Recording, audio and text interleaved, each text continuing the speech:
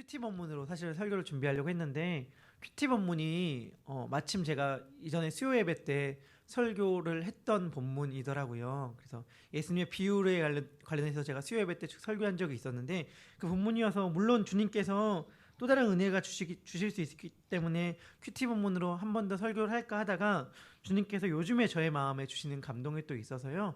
고린도후서 4장의 말씀을 전하려고 합니다. 제가 오늘 이렇게 딱 제목을 정하면서 제가 감당치 못할 제목을 설교의 제목으로 단 것 같아요. 능력 있는 삶의 비결. 사실은 저는 요즘에 제가 참 감당하지 못하는 말을 많이 한다라는 생각을 하거든요. 제가 주님께 드리는 찬양의 고백이든 아니면 기도든 아니면 많은 사람들 앞에서 하는 설교의 내용이든 간에 솔직히 정신없이 말을 한다는 생각을 많이 합니다. 제가 정확히 무슨 말인지 모르고 얘기를 한다라는 의미보다는요. 사실은 이 말이 갖고 있는 정말 진짜 진정한 의미를 내가 알고 전하는 것인가? 한 발짝 더 나아가면 정말 안다면 이 말의 무게를 안다면 내가 이렇게 쉽게 입을 열어 말할 수 있을 것인가라는 생각을 많이 합니다. 특별히 찬양을 부를 때 더더욱 그렇고요. 내가 찬양 앞에 찬양을 막 드릴 때 정말 내가 지금 주 앞에 찬양을 드린 이 가사의 제목, 가사의 고백을 내가 감당할 수 있는 것인가? 라는 생각을 많이 합니다. 그럼에도 불구하고 찬양을 하거든요. 그럼에도 불구하고 주의 말씀을 전합니다. 왜냐하면 결국엔 주님께서 주시는 은혜는 무엇이냐면 이것을 내가 감당하는 것이 아니다 하는 것을 알게 하여 주시기 때문이에요.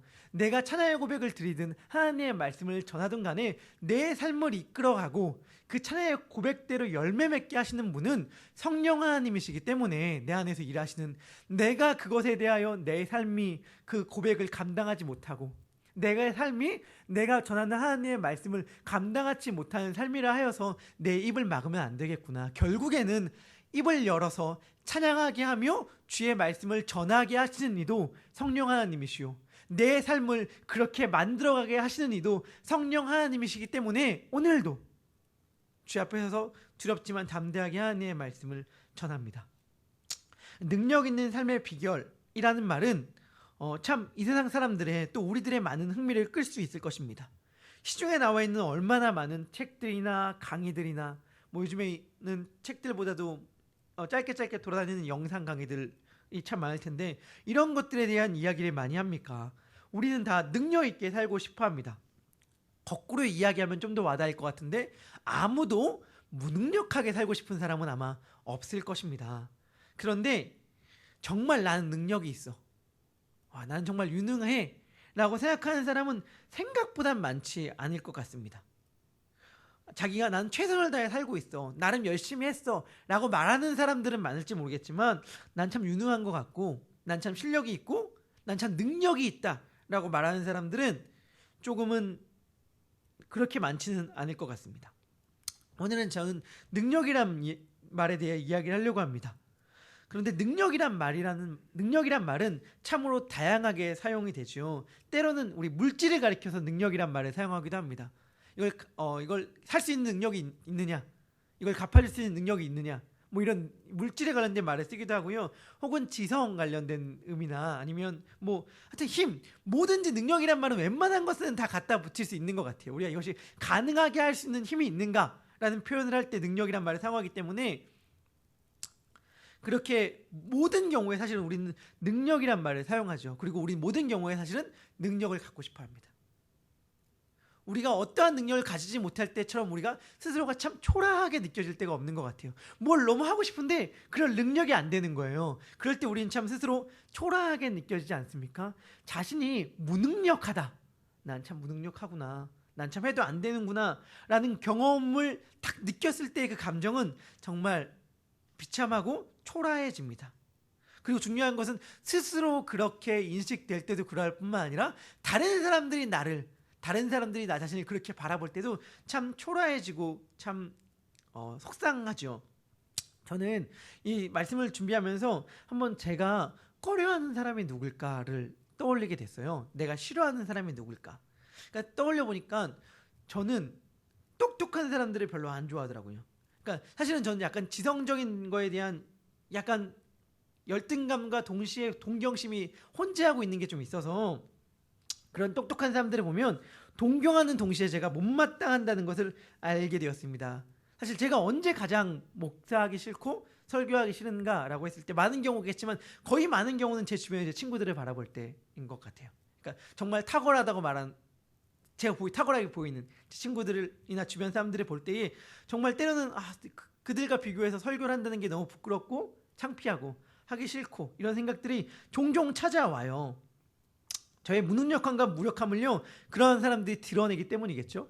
그런데 사실은 더 싫은 경우가 있었어요. 제가 근래 진짜 강하게 느끼는 건데 더 싫은 경우가 뭐냐면 똑똑한데 저보다 나이가 어린 친구들을 볼 때 참 진짜 가까이 하기 싫다라는 생각들을 많이 하게 되더라고요. 그러니까 사실은 그 사람들의 문제가 아니죠. 저의 문제죠.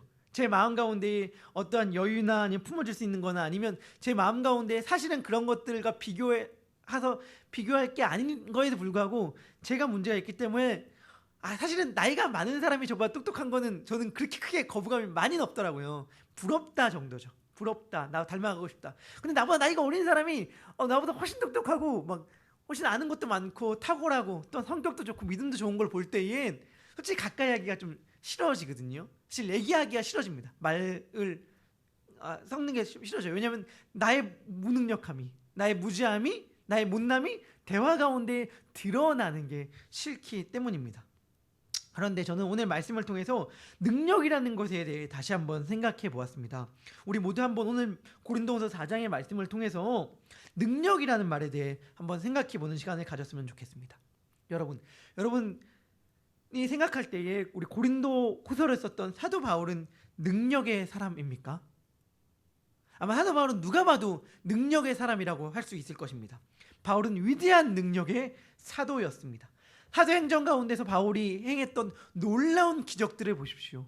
그는 하나님의 능력이 따라다녔던 사람이에요. 심지어 바울이 아니라 바울의 물건에도 능력이 따라다녔어요. 바울이 썼던 손수건 앞치마 사람들이 막 가져가서 손에 대려고 했단 말이에요. 왜냐하면 바울이 썼던 물건에도 능력이 있었기 때문에 바울은 그만큼 능력의 사람이었었거든요. 그런 기적만입니까? 아닙니다. 훌륭한 서신서에서 펼쳐지는 그들의 바울의 위대한 지적 능력을이나 아니면 성경을 보고 있는 통찰력, 그리고 얼마나 바울이 많은 교회를 세웠습니까? 바울은 아시아로 가려고 하다가 성령님께서 아시아로 가려고 했던 바울을 딱 막았어요. 그러니까 바울이 딱 유턴을 해서 환상 가운데 마게도냐 사람을 만나잖아요. 마게도냐 사람이 일로 와서 우리를 도우라 라는 말을 듣고 마게도냐로 바울이 딱 턴을 하는데, 이 바울의 턴을 우리가 한번 다들 익히 들어서 알고 있는 말이겠지만, 바울이 아시아로 가려고 하다가 성령님께서 막으셔서 배를 돌아서 마게도냐를 향했던 그것을 가리켜서 역사학자 토인비는 바울이 타고 간 작은 배에는 온 유럽 그리고 유럽의 문명이 실려 있었다 이렇게 얘기를 하거든요. 그러니까 바울이 타고 있던 작은 배에 유럽에 실려 있었다는 말은 담고 있는 의미는 무엇입니까? 바울이 그만큼 영향력이 있는 위대한 사람이라는 걸 말하는 것 아니겠습니까? 그래서 토인비는 이렇게 얘기하거든요. 온 인류 역사의 가장 중요한 두 사건이, 하나는 그리스도의 십자가 사건이며 다른 하나는 사도 바울의 회심 사건이라고 얘기를 하는데, 바울이 돌아갔던 배에 유럽이 타고 있을 정도라고 평가를 받는 그 사람은 본인을 어떻게 인식했을까? 그러니까 누가 봐도 객관적으로 능력의 사람이요, 누가 봐도 객관적으로 위대한 업적을 끼친 영향력이 있던 그 사람을 스스로는 어떻게 생각했을까? 우리 한번 살펴봤으면 좋겠습니다. 바울은 고린도후서를 썼을 당시에 어떠한 상황과 어떠한 마음이었을까? 바울은 고린도후서 7장 5절에서 이렇게 말합니다. 이때가 아마 고린도후서를 썼을 시기 가운데 하나일 텐데 이렇게 얘기해요. 우리가 마게도냐에 있었을 때에도 우리 육체가 편하지 못하였고 사방으로 환난을 당하여 밖으로는 다툼이요 안으로는 두려움이었노라. 바울은 이렇게 고백합니다. 내 인생은 무엇일까? 나는 어떠한 삶을 살고 있는가? 나란 존재는 어떠한 사람인가? 남들에게 내 삶을 설명한다면 나는 뭐라고 설명할 수 있을 것인가 했을 때에 바울은 이렇게 설명할 수 있다고 얘기하는 거예요. 밖으로는 다툼이요 안으로는 두려움인 삶이 바로 나의 삶이다. 나의 삶이다. 바울은 고린도후서를 썼을 당시에 아마도 치열한 무력함, 무능력함을 온몸으로 체험하고 있었을지도 모르겠습니다. 안 되니까. 그러니까 자신이 사역을 펼쳐나가는데 막 사역이 너무 잘 돼요. 막 그리고 사람들이 다 붙고요, 막 인정하고 하나님의 능력이 막 펼쳐져 나가고, 그래 신이 나서 사역을 한다면 바울이 이렇게 고백하겠습니까? 밖으로는 다툼이요 안으로는 두려움이겠다? 아니겠죠, 아니겠죠. 하다건건 무언가 하려고만 하면 안 풀리고, 무언가 하려고만 하면 방해받고, 무언가 하려고만 하면 이게 자기를 방해하는 세력들로 막 자기 발목을 잡고 이러니 바울이 얼마나 답답했을까요? 얼마나 하기 싫다는 생각도 혹시 들지 않았을까 모르겠습니다.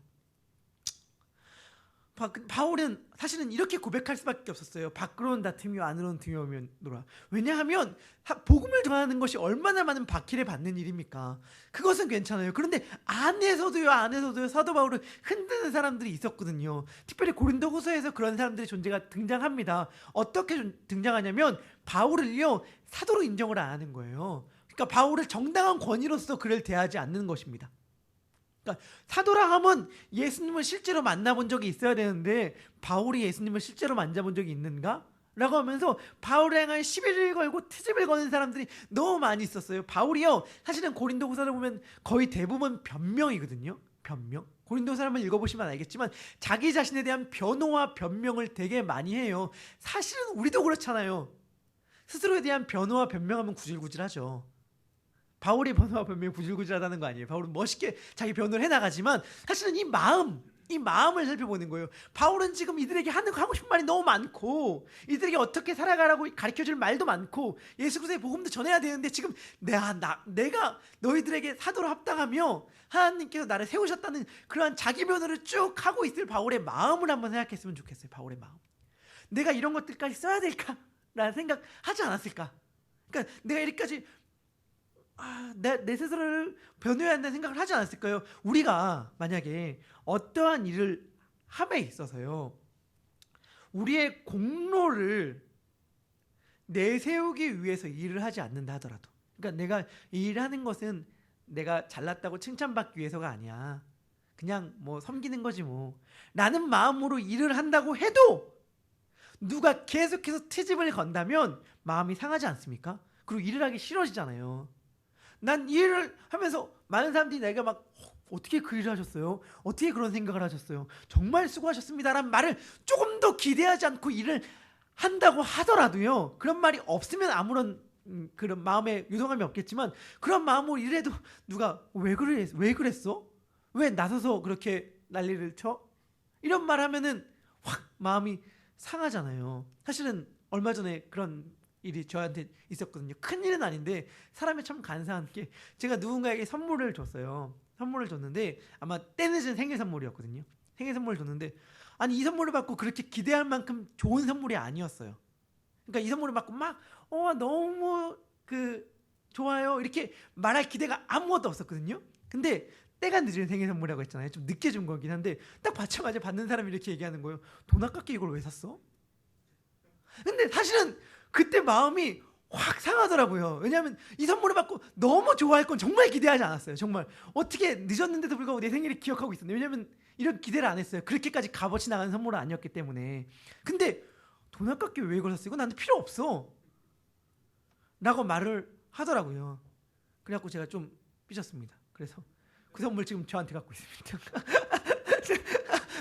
다시 줄까 말까 고민 중인데 근데 사실은 사람이라는 게 그렇더라고요. 그러니까 뭐냐면 내가 무언가를 기대하고 하지 않더라도요 싫은 소리를 들으면 하기 싫어지는 게 사람의 마음인데, 사도 바울이 뭐 자기 이름 내세우기 위해서 주의 복음 전했겠습니까? 내가 유명해지고 막 내 이름이 막 온천에 뭐 내 부귀영화를 누리겠노라 하면서 복음 전했겠어요? 부귀영화 누리겠노라 하면 회심 안 했죠. 회심 안 했으면 얼마나 사람들에게 인정받으면서 떵떵거리며 살았겠습니까? 잘 나가는 소위 학자였을 수도 있겠고 종교 지도자로서 잘 나갔을 텐데, 오히려 회심해서 패가 망신한 케이스가 사도 바울 아닙니까? 그렇다면 내가 무언가를 바라지는 않았을 텐데, 나를 적대한 세력이 아니라 같은 교회 안에 있는 세력들이 자신을 응원하긴커녕 발목을 잡고 있으니 얼마나 속상했을까요? 그런데요 오늘 고린도후서 4장 1절을 보면요 바울은 낙심하지 않습니다. 우리 같으면 낙심할 것 같은데 바울은 낙심하지 않아요. 제가 고린도 4장 1절 한번 읽어보도록 하겠습니다. 그러므로 우리가 이 직분을 받아 긍휼하심을 입은 대로 낙심하지 아니하고. 바울은 낙심하지 않는데요. 바울이 지금 많은 사람들이 바울을 공격하는 이유는 뭐냐면 직분 때문이었거든요. 직분. 너 그게 합당한 직분 아니잖아, 이렇게 얘기하는 것 때문에 바울이 마음이 낙심할 만도 한데 바울은 얘기해요. 이 직분으로 말미암아 내가 낙심하지 않는다. 그 까닭은 무엇이냐면 내가 이 직분을 받은 것은 오직 은혜이기 때문이다. 나의 공로가 아니라 하나님의 말할 수 없는 긍휼하심에 따라서 내가 이 직분을 받은 것이기 때문에 사람들이 아무리 나를 공격해도 너 합당하지 않잖아 라고 말해도 내 마음은 흔들리지 않는 까닭은 무엇이냐면 합당하지 않은 줄을 그들보다 내가 더 잘 알기 때문이다. 네가 지금 받고 있는 직분, 사도란 말이 너한테 합당하지 않아. 알아. 당신보다 내가 훨씬 더 잘 알아. 그런데 하나님께서 오직 긍휼하심으로 말미암아 은혜로 내게 주셨기 때문에 내가 감사하고 마음이 낙심하지 않을 수 있는 거야 라고 우리들에게 설명해주고 있는 것입니다. 이런 거예요. 우리에게 만약에 누군가가 너 왜 그렇게 너가 감당하지도 못할 일을 하고 있어, 아니면 너 이렇게 무능력해, 무력해 라고 우리들의 무언가를 트집잡는다면 사도 바울식으로 말하면 이렇게 말하는 거죠. 맞다. 그런데 내가 긍휼함을 입었다. 사실은 저 같은 경우는 스스로를 좀 많이 낮추는 체질이기 때문에 마치 좀 이렇게 낮추는 체질이기 때문에 마음에 좀 침륜이 올 때가 있는데, 그때 누군가가 이렇게 말을 해줬어요. 외국에 있는 목회자분의 말을 들으면서 이렇게 말하더라고요. 스스로에 대해서 비하적 생각이 들 때에 사실은 그게 무슨 큰 의미가 있겠는가. 왜냐하면 내가 스스로에 대해 아무리 낮은 인식을 갖는다 하더라도 실제 나는 그거보다 더 낮은 존재이기 때문에, 그러니까 내가 스스로 아무리 나는 못났어라고 이야기를 한다 하더라도 그러므로 말미암아 내가 못난 나로 말미암아 좌절을 할 까닭이 없는 까닭은 무엇이냐면 내가 스스로 못났다고 인식하는 것보다 훨씬 실제 나는 더 못난 존재이기 때문이거든요. 그게 성경에서 얘기하는 거예요. 바울이 지금 이렇게 얘기하는 겁니다. 알아, 나 자격 없어, 무능력해. 하지만 하나님께서 나를 은혜로 말미암아 세워주셨기 때문에 나는 담대하게 내 직분에 대해 변호하는 거야 라고 바울은 이야기하는 것입니다. 그러면서 사도 바울은 이렇게 얘기합니다. 많은 조롱과 비방에도 내가 낙심하지 않는 이유를 설명할 텐데 그것은 바로 5절입니다. 우리는 우리를 전파하는 것이 아니라 오직 그리스도 예수의 주되신 것과 또 예수를 위하여 우리가 너희의 종된 것을 전파함이라. 너무 멋있는 것 같아요. 바울이 이렇게 얘기를 합니다. 너희들이 나를 향해 수많은 비방을 한다 하더라도 내가 낙심하지 않는 까닭은 무엇이냐면 나는 나를 전하는 것이 아니라 예수 그리스도를 전하는 것인데 너희는 나를 비방하니 내가 전하는 것이랑은 아무런 상관이 없구나. 그렇기 때문에 나는 낙심하지 않을 수 있다 라고 바울은 이야기하는 거예요. 예수님은 무능력한 나와는 달리 능력의 주인이시다. 그러므로 말미암아 그 예수를 위하여 우리는 너희의 종이 되었다. 너희가 아무리 뭐라고 한다 하더라도, 그리고 내가 가지고 있는 자기 이해가 너희가 아무리 넌 이거밖에 안 돼, 넌 이렇게 못났어라고 하더라도 내 스스로가 난 이러한 존재인 것을 흔들리지 않는 까닭은 바로 여기에 있다. 나는 나를 전하는 것이 아니라 예수님을 전하고 예수님을 위하여 너희의 종 되었기 때문이다 라고 바울은 이야기하거든요. 바울이 갖고 있는 자기에 대한 분명한 이해, 난 나를 전하는 것이 아니라 예수님을 전하는 것이며 예수님으로 말미암아 당신들의 종이 되었습니다 라고 하는 분명한 이해가 바울을 낙심하지 않고 흔들리지 않게 만들었습니다. 우리도 역시 우리들의 스스로가 어떠한 존재로 우리들을 인식하느냐가 중요합니다. 우리가 가지고 있는 우리에 대한 이해가 우리의 마음을 결정합니다. 사도 바울은 이어서 너무 중요한 말씀을 합니다. 사실 제가 오늘 설교 가운데 이번 이 구절이 핵심 구절인 것 같은데 이 구절 하나만 우리 마음 가운데 제대로 온다면 충분할 것 같습니다. 고린도서 4장 7절의 말씀인데 우리 고린도서 4장 7절의 말씀을 우리 한번 한 목소리로 같이 읽도록 하겠습니다. 읽겠습니다. 우리가 이 보배를 질그릇에 가졌으니 이는 심히 큰 능력은 하나님께 있고 우리에게 있지 아니함을 알게 하려 함이라. 아멘. 능력은 하나님께 있습니다. 사실 이것을 인정해야 합니다. 사도 바울은 이렇게 얘기하죠. 우리는 질그릇이다 라고 이야기를 합니다. 우리는 질그릇에 불과합니다. 질그릇은 겉으로 보기엔 투박하고 뿐만 아니라 깨지기도 쉬운 약한 그릇이죠. 질그릇이 성경에 나와 있는 수많은 부분 가운데, 특별히 구약 가운데서는 어떤 식의 말이 많이 나오냐면 거의 질그릇이 사용된 용례 가운데 대부분의 경우가 깨트린다라고 많이 나오거든요. 특히 레위기서에 보면 질그릇을 많이 깨트려요. 부정한 것이 담기면 막 깨트린단 말이에요. 그것은 무엇이냐면 질그릇은 깨지기 쉽다는 거예요. 질그릇은 무능력하며 무력합니다. 그런데 지금 바울이 하는 말의 핵심은 질그릇이 무능력하거나 무력하거나 볼품없거나 쓸모없다에 있는 것이 아니라 질그릇 안에 보배가 있다는 것이 바울이 말하는 것의 핵심입니다. 바울은 이야기해요. 질그릇 안에 보배를 갖고 있다. 그렇다면 이 보배는 무엇입니까? 이 보배는 6절에서 이야기합니다. 어두운 데에 빛이 빛이라 말씀하셨던 그 하나님께서 예수 그리스도의 얼굴에 있는 하나님의 영광을 아는 빛을 우리 마음에 비추셨다라고 이야기를 합니다. 이 보배는 어두운 데서 빛이 빛이라 말씀하셨던 하나님께서 예수 그리스도의 얼굴에 있는 하나님의 영광을 아는 빛을 우리에게 비춘 것이 보배입니다. 빛을 비추다라는 경험은 사도 바울에겐 너무 특별한 경험이잖아요. 사도 바울이 사실 빛으로 임한 예수 그리스도를 만난 것 아닙니까? 그런데 이것은 바울이 이 이야기를 설명할 때에는 매우 중요한 의미를 가지고 있습니다. 바울은 여기서 창조의 이야기와 그리스도의 중생의 이야기를 같이 연달아서 유비해서 설명하고 있거든요. 비교해서 천지가 창조될 때에 이 세상의 모습은 어떠하였습니까? 땅은 혼돈하고 공허하였습니다. 혼돈하고 공허한 이 세상 가운데 하나님께서 빛이 비스라 라고 말씀해 주셨고, 하나님께서 총 6일간 이 세상을 만드셨는데 첫째 날부터 셋째 날까지의 하나님의 사역은 혼돈을 정비하는 사역이었고, 넷째 날부터 여섯 날까지의 사역은 공허를 채우는 사역이었습니다. 즉 첫째 날부터 여섯째 날까지 하나님의 천지의 창조의 사역은 공허와 혼돈을 정돈하시며 공허를 채우는 사역이었는데, 이 일을 시작할 때 하나님께서 어떻게 시작하냐면 빛이 있으라 라고 말씀하시면서 시작했다는 것입니다. 그런데 지금 사도 바울은 이렇게 얘기를 해요. 그 하나님께서, 혼돈과 공허를 정돈하시고 채우셨던 하나님께서 우리 가운데에 그리스도의 얼굴에 있는 하나님의 영광을 아는 빛을 비추셨다. 다시 말하면 혼돈하고 공허했던 우리 마음 가운데 하나님께서 빛을 비추심으로 말미암아 우리를 만들어 가셨다는 얘기입니다.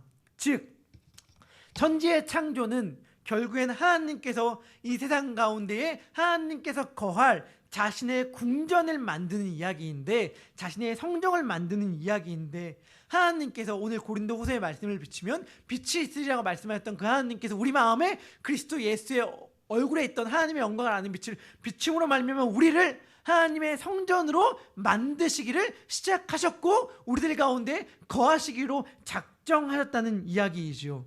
사실은 이 하나님의 궁전, 하나님의 거하실 성전이라는 것은 그 성전이나 궁전이 의리의리하다는데 핵심이 있지 않습니다. 아무리 이 세상을 잘 만들고 궁궐을 잘 만든다 하더라도 그것이 중요한 것이 아닙니다. 그래서 솔로몬이 성전 봉헌 기도에서 이렇게 고백하지 않습니까? 하늘들의 하늘이라도 주를 감당하지 못할 것입니다 라고 고백하지 않습니까? 즉 그 어떠한 의리의리한 궁궐을 짓는다 하더라도 그것이 하나님의 살기에 참 합당한 집입니다 라고 말할 수 있겠습니까? 중요한 것은 그 궁궐이 얼마나 삐까뻔쩍하냐가 아니라 하나님께서 거하시느냐 아니냐에 달려있는 것입니다. 하나님께서 거하지 않는다면 그 어떠한 의리의리한 궁궐도 볼품없는, 아무런 의미 없는 집에 불과할 것이고, 하나님께서 거하신다면 그 어디나, 높은 산이나 깊은 들이나 그 어디나 하늘나라이며 하나님의 궁궐일 것입니다. 하나님께서는 지금 고린도후서 4장의 말씀을 통하여 그 말씀을 전해주시는 거예요. 어두운데 빛이 비스라고 말씀하시면서 이 세상을 하나님의 성전으로 만들었던 하나님께서 이제 나를 빛으로 만나심으로 말미암아 하나님의 성전 삼으셨다라고 지금 바울은 이야기하는 것입니다. 바울만입니까? 우리 역시 마찬가지 아닙니까? 하나님께서 우리 가운데 거하시기에 우리는 무능력하지만 능력 있는 삶을 살 수 있는 것입니다. 그것이 바로 질그릇 속에 담긴 보배입니다.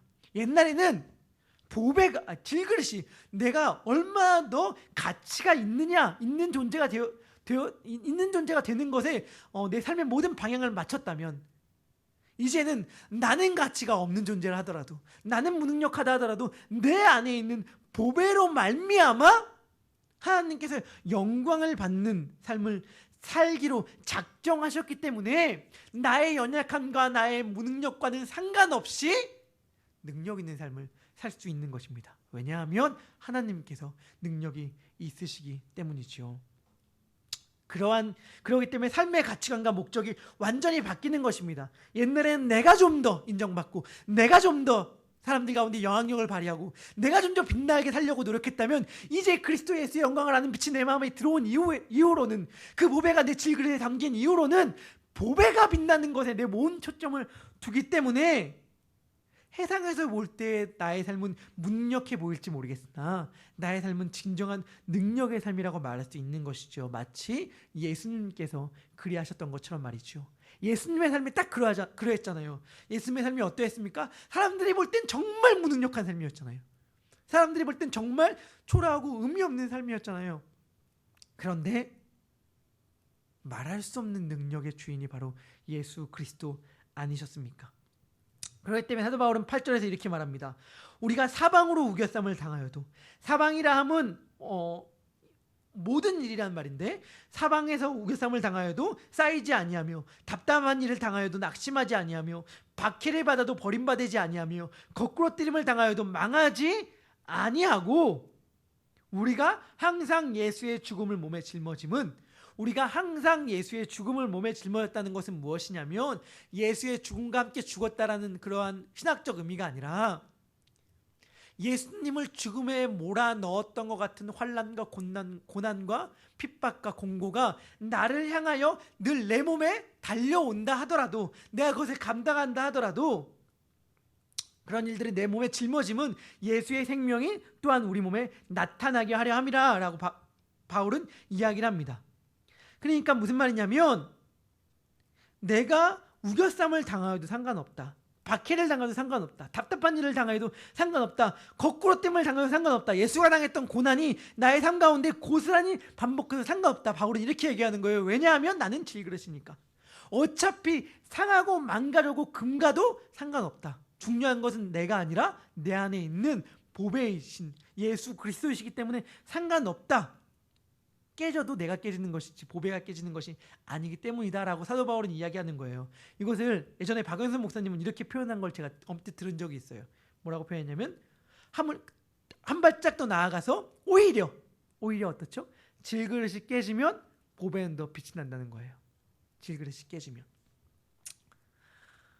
예전에 이제 누가복음을 설교하면서 담임 목사님께서 예수님의 방식은, 하나님의 방식은 자기를 죽여서 남을 살리는 것이라고 하였습니다. 그래서 예수님께서 십자가 위에 돌아갔을 때 많은 사람들이 조롱하는 바로 그 방식으로 예수님께서는 하나님의 구원을 이루시지 않았습니까? 저가 남은 구원하였을 때 자기 자신은 구원하지 못하는도다. 그런데 이게 하나님의 방식이었잖아요. 자기 자신을 구원하지 못함으로만서만 남을 구원할 수 있다, 남을 살릴 수 있다는 것. 이것이 바로 하나님의 방식인데, 사실은 내가 죽을 때에서만 다른 사람을 살릴 수 있지 않습니까? 바울은 이 인식을 너무나도 명확하게 갖고 있었습니다. 그래서 12절에 이렇게 이야기하죠. 그런즉 사망은 우리 안에서 역사하고 생명은 너희 안에서 역사하느니라. 우리가 망함으로 너희가 산다.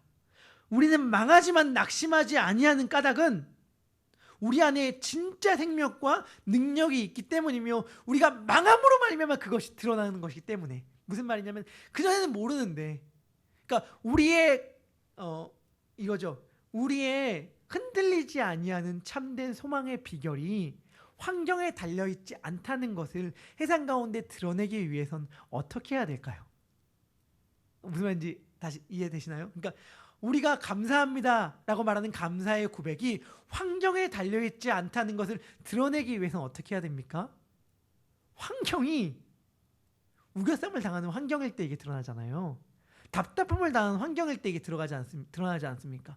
억울한 일을 당하는 환경일 때에, 날마다 죽음에 넘기는 환경일 때 우리가 드러나잖아요. 뭐가 드러나냐면 이 환경에 우리들의 마음이 달려있지 않다는 게. 사실 이것은 우리들 환경이 좋을 때는 보이지 않잖아요. 그런데 우리들이 정말 보배를 사람들 가운데, 이 세상 가운데 드러내려면, 그러니까 어떠한 상황 가운데서도 흔들리지 아니하는 일체의 비결을 배웠다라는 것을 많은 사람들 앞에 고백함으로 드러내려면 사실 이런 환경들을 우리 가운데 펼쳐져야 하죠.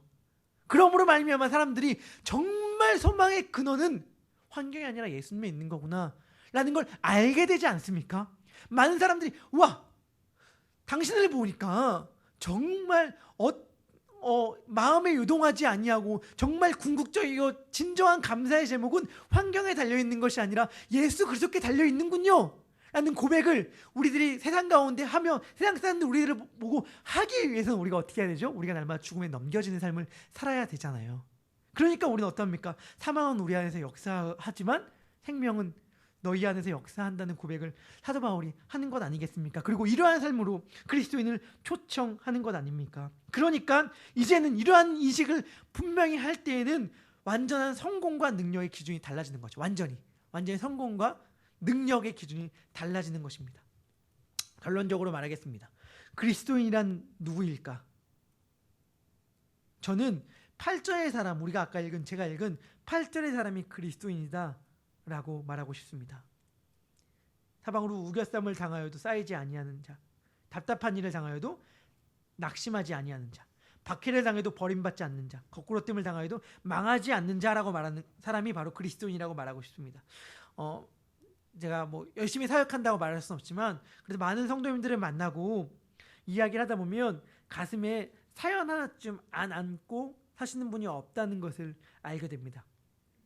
사연의 크기가 누구는 호수 같고 누구는 강 같기도 하고 누구는 또 조그마한 도랑 같을지 모르겠지만 그럼에도 불구하고 누구나 다 가슴에 눈물로 채운 저수지 하나쯤은 갖고 있구나, 일정한 인생의 연수가 넘으면 이라는 것을 알게 됩니다. 그런데 그리스도인이라는 것이 무엇일까라고 생각해 보면은 쉽게 표현하면 이렇게 말할 수 있겠습니다.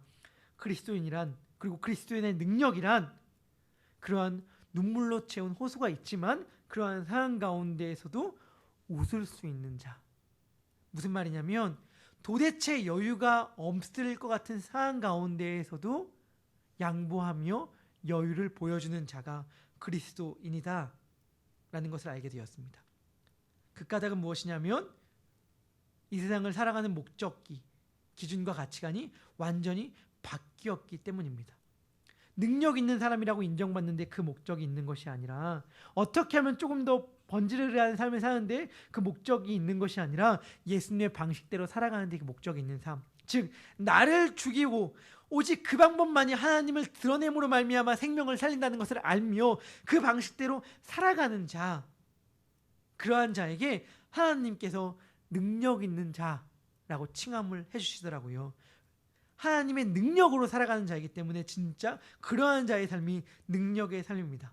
능력 있는 삶의 비결은 무엇일까요? 그 능력 있는 삶의 비결은 지극히 큰 능력은 하나님께만 있다고 고백하는 것입니다.